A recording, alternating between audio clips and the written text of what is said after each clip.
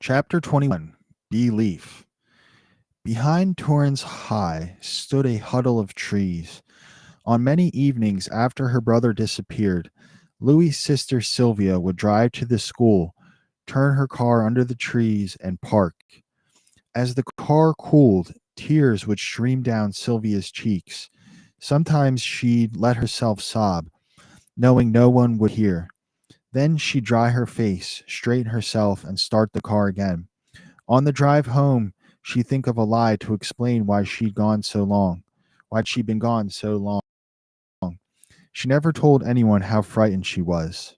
In Torrance, the June 1943 telegram announcing Louis's disappearance was followed by weeks of excruciating silence. In town, hope dissolved. In the Zamperini house, the mood was different. In the first days after the telegram arrived, Louise Zamperini had been seized with the conviction that her son was alive. Her husband and children had felt the same. Weeks passed, but the family's confidence was unshaken. On July 13th, Louise felt a wave of urgency. She wrote to the 7th Air Force commander and begged him to keep searching. Her son, she said, was alive.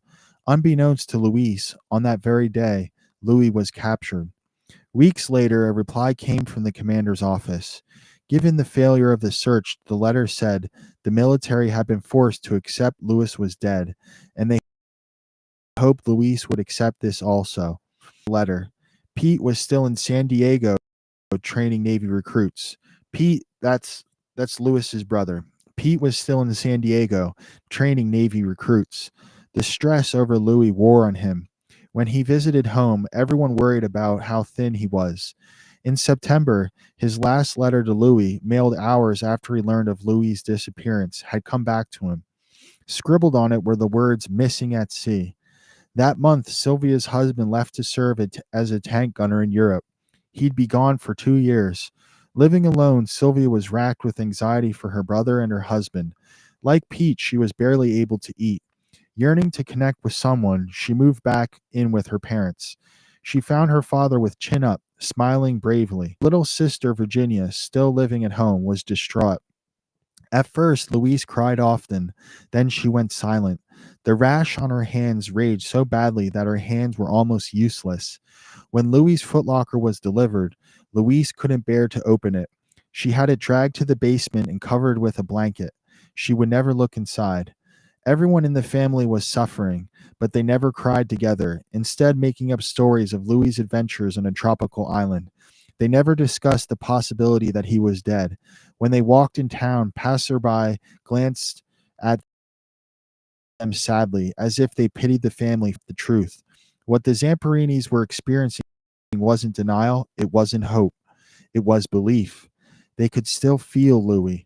Their distress came not from grief, but from the certainty that Louis was in trouble and that they couldn't reach him. Every week, Sylvia wrote to Louis, sharing trivial news, writing as if everything were normal. With no idea where he was, she sent his letters to the Red Cross. She'd drive out to them to mail them, then drive to Torrance High, park under the trees, and cry. At night, alone in her childhood bed, Sylvia often broke down.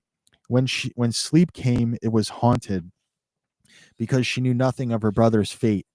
Her mind dwelt on an image she'd seen in the newspaper after Nauru, Louis peering through a cannon hole like Superman.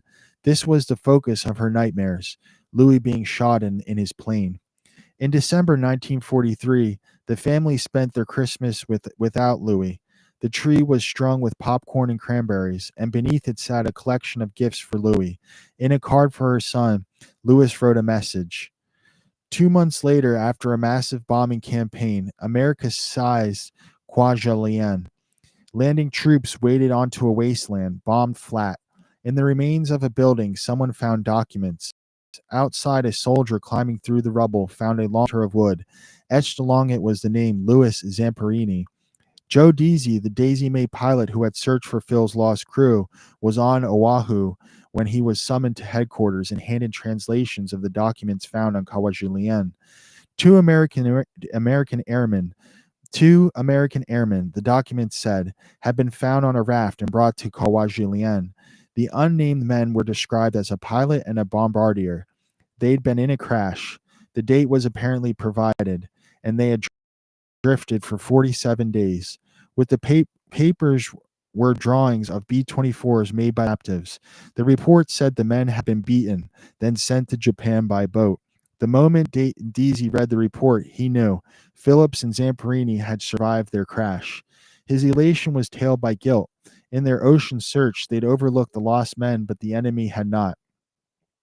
I was happy to have found them, Deasy recalled, but the next thing is, where the hell are they? Had they reached Japan alive? Had they survived whatever lay in store for them in there? The military now knew with a fair amount of certainty that everyone who'd gone up on Green Hornet, other than Zamperini and Phillips, was dead. Apparently, because of the sketchiness of the fact that Louis and Phil's fates were still unknown, the families of the dead and the two missing weren't notified. Like Phillips' family had been in the dark since Alan had disappeared. They too refused to conclude that their boy was dead. Alan's father wrote of a feeling of confidence that will not be shaken. Someday, we are all going to have the reunion that we are hoping and waiting for. Alan's fiancée, Cece, was desperate for information.